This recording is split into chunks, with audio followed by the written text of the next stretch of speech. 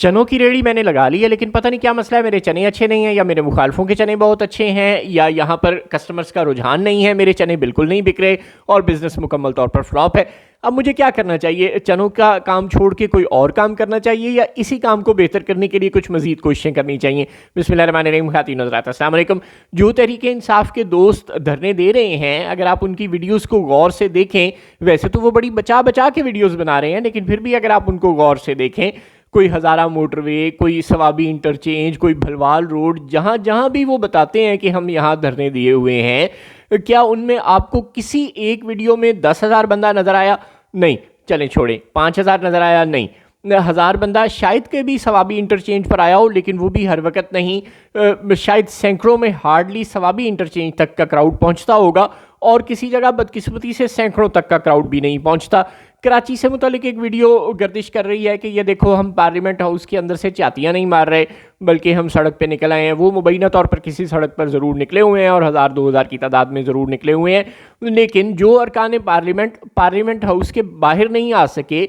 और खैबर पख्तूनख्वा हाउस के सामने अगर आपने एक सर्विस रोड ब्लॉक कर दी है, जी हाँ, एक service road Khyber Pakhtunkhwa house के सामने, अगर आपके 50-60 बंदे, 2 वज़ीर आला गज़ब खुदा का, एक मौजूदा वज़ीर आला, एक साबिक वज़ीर आला, साथ साथ कुर्सी बिछाकर या ज़मीन पर बैठते हैं और उसके बावजूद उनके पीछे 1,000-2,000 बंदे भी नहीं आते और दोनों क्राउड पुलर्स हैं। By the way, Pakistan Tehreek Insaf में इमरान खान के बाद अगर कोई बड़े क्राउड पुलर हैं तो वो सुहेल आफरीदी और अली अमीन गंडापुर हैं, जो कि दोनों पहलू ब पहलू बैठने के बावजूद 1,000 बंदा भी नहीं जमा कर सके। गोया खैबर पख्तूनख्वा हाउस के सामने जो जिसे आप धरना कह रहे हैं वो ड्रामे के सिवा कुछ नहीं।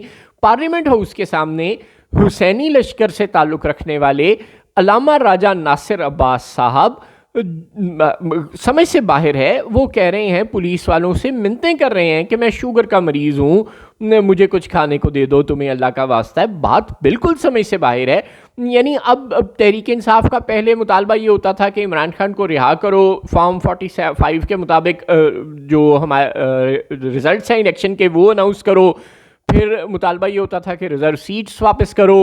फिर ये मुतालबा है कि यार जो मज़ीद बंदे नाअहल कर रहे हो वो ना नाअहल करो। अब मुतालबात यहाँ तक आ गए कि इमरान खान से मुलाकात होने दो। अब यहाँ तक पहुँच गए कि इमरान खान का हस्पताल में इलाज करवा दो।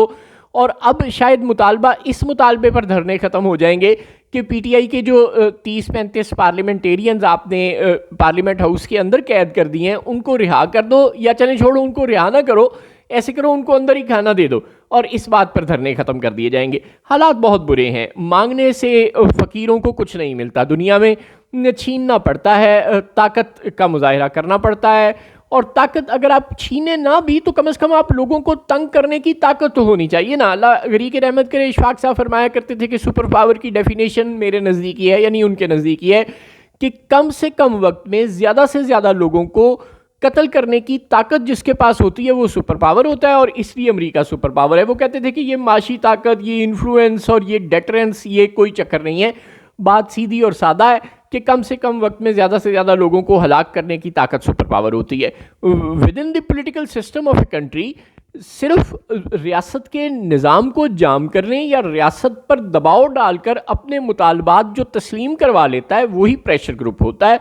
और अगर आप कम से कम वक्त में ज़्यादा से ज़्यादा लोगों को तंग करके, उनकी ज़िंदगी को ऑब्स्ट्रक्ट करके, चाहे वो किसी पहिया जाम की शक्ल में हो, चाहे वो किसी शटर डाउन की शक्ल में हो, चाहे वो किसी लॉन्ग मार्च या सिट इन की शक्ल में हो, अगर आप लोगों को तंग करने की सलाहियत तक नहीं रखते, रियासत के निज़ाम को मफलूज करने या जाम करने या स्लो डाउन तक करने की सलाहियत नहीं रखते, चले मुंजमद करना, जाम करना तो दूर की बात है, रियासत के निज़ाम को सुस्त कर लें, उसके रास्ते में रुकावटें डालने तक की आपके पास सलाहियत नहीं है, बल्कि आप एहतजाज के नाम पर भीख मांगना शुरू कर दें, तो फिर ऐसे कोई आपके मुतालबात मानेगा? मेरे वालों ना ही समझो। रियासत को खुद ही आप पर तरस आ जाए, या वो ये सोचे कि यार ये इमरान खान जेल में कैद है और इसकी एक आंख ज़ाया हो गई या दूसरी भी ज़ाया हो जाएगी, या कल को इसे कुछ और हो गया, ये दुनिया से चला गया तो हमारे लिए मसला ना पैदा हो जाए।